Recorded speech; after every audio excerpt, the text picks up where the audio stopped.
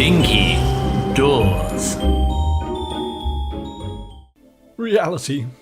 It's a really weird concept, actually, and we found that the reality checkpoint is where it's all checked, and it's checked by these fish.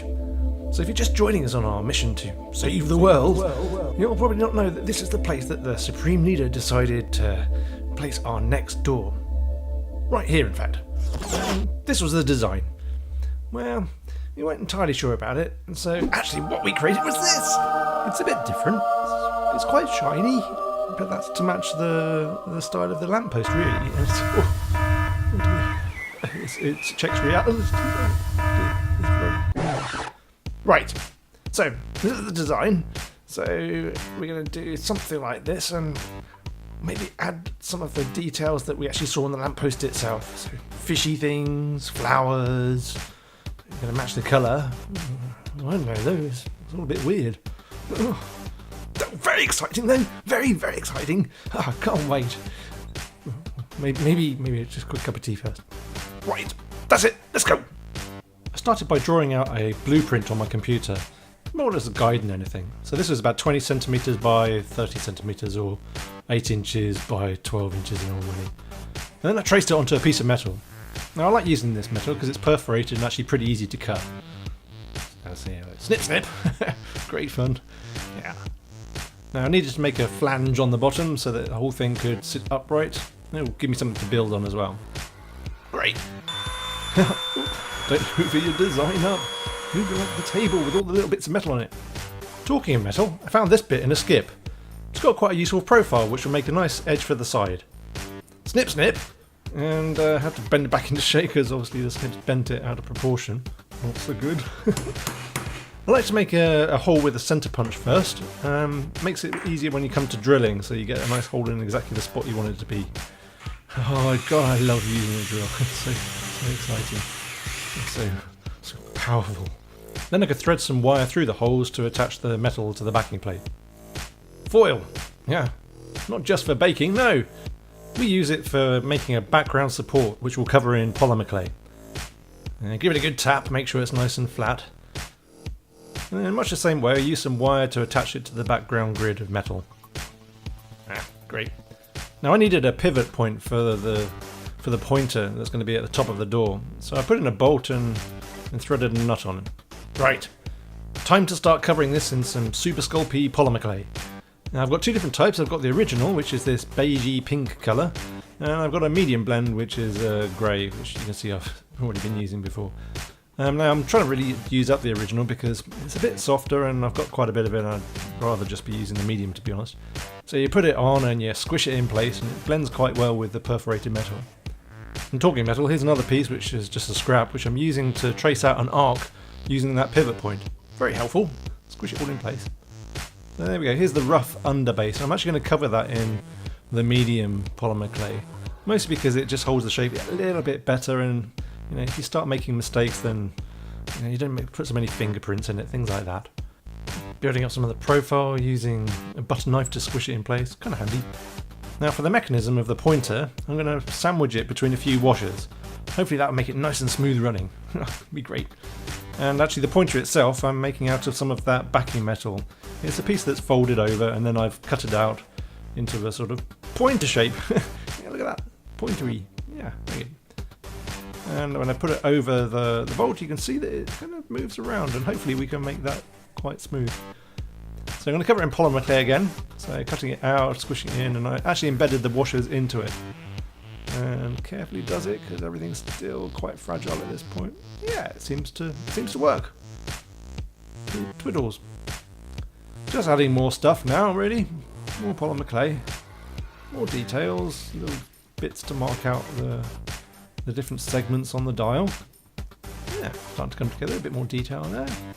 Now, so this is another piece of metal I found in a builder skip, and just marking out where I need to cut it because I want to use this as the base for the columns on the front.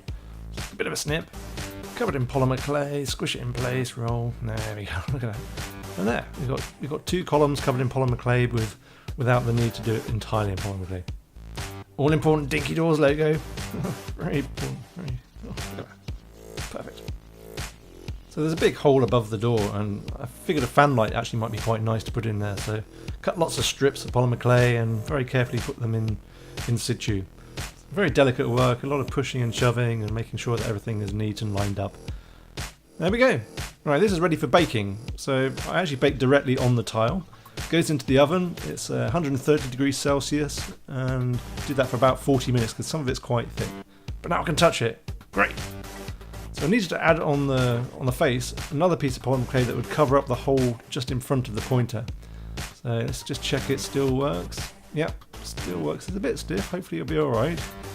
So time for baking again. So this, not very long, maybe 20 minutes in the oven. Same 130 degrees Celsius. Right, does it work? Yeah, it's a bit stiff there. And a bit loose there. Maybe things aren't aligned properly. That's a bit problematic. Give it a bit of a shake. Yep, see, it's a bit loose there. Oh dear, maybe it will just always tend towards being on the dangerous side of reality. Well, we'll see. Right, well, I've fast forwarded it here to where I've added quite a lot more detail on the door itself. Now passed over to my able assistant, or fellow co-conspirator in the Dinky Doors project, to add some more detail. And this time we're using a different type of polymer clay. It's a third type of polymer clay on this project. So this is firm, and it's much better for holding detail in sculptures. And here we go, we're actually making some fish. So adding some fish, putting them on some pedestals because they need to be raised up just a little bit. And lots of fine detail working. Gosh, she's good. She's very good at this stuff. Also adding a little bit of glue. This is just to help stick on some of the details. It's a bakeable glue from Super Sculpey. There we go, put in a nice little flower there.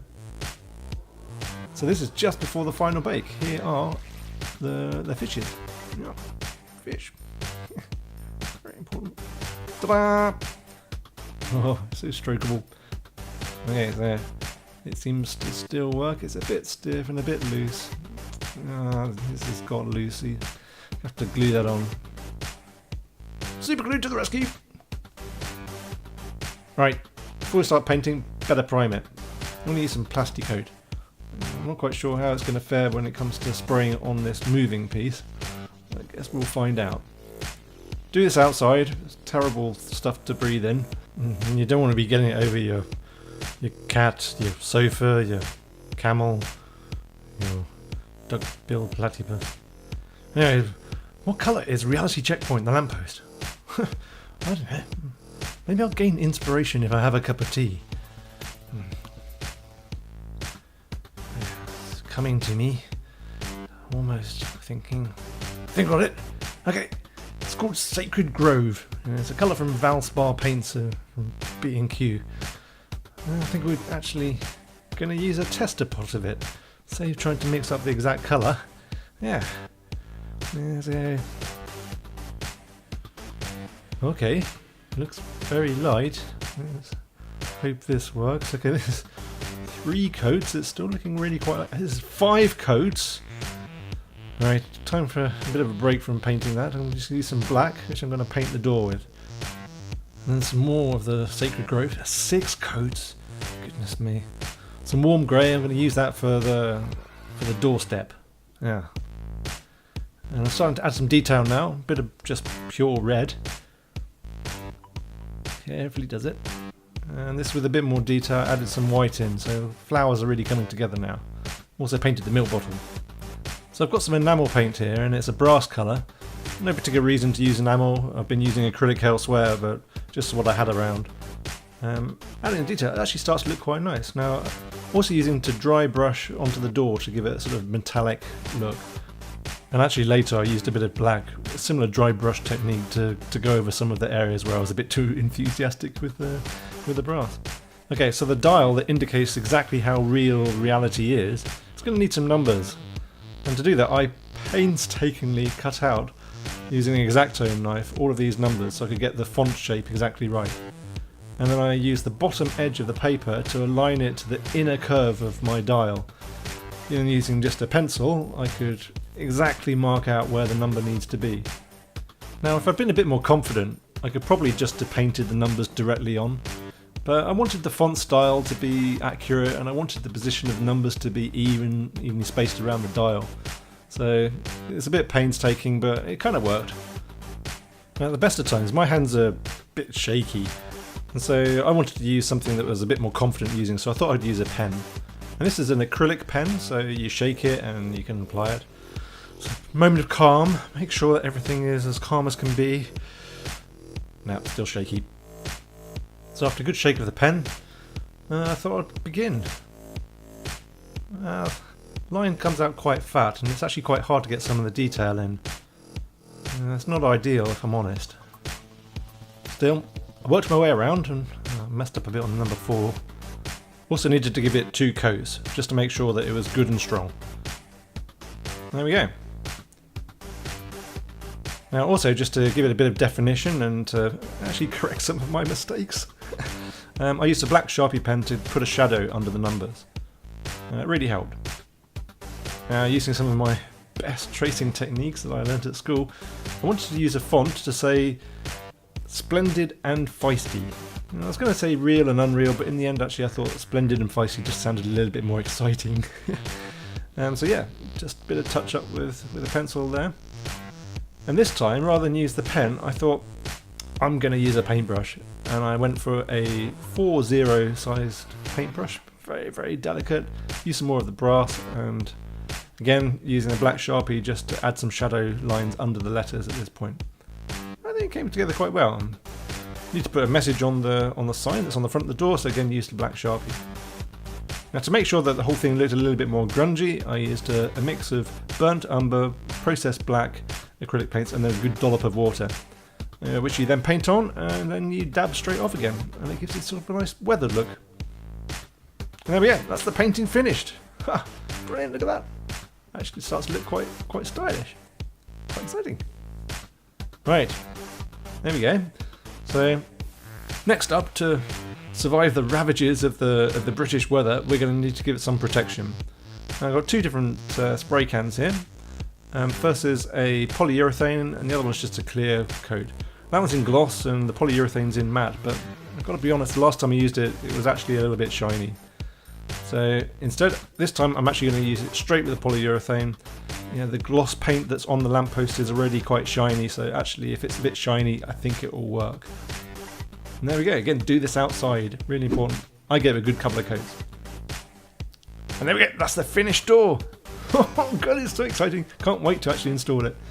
Yeah, it indicates exactly how real reality is, or whether or not it's feisty. Oh goodness me. Oh, splendid, it's feisty. Oh goodness me. Oh, keep it back there. Oh, quite scary. Well, oh god, everything's going wrong. Wow. Well, if you'd like to support us on this project to save the world, then it'd be great. I mean, you can support us on Patreon for this. Ah, goodness me, it's so dangerous. Oh, what is going wrong?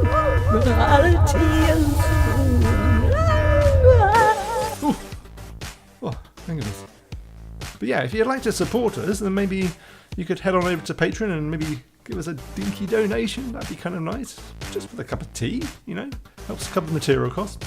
Or if you like the video, give it a like. And of course, if you want to see us release this door into the wild, then you might want to subscribe and then get notified when we actually do it. How exciting! Well, thanks very much. And got any comments? Leave them below. Bye bye. You're lovely. Hello. Please subscribe. Hey, bye.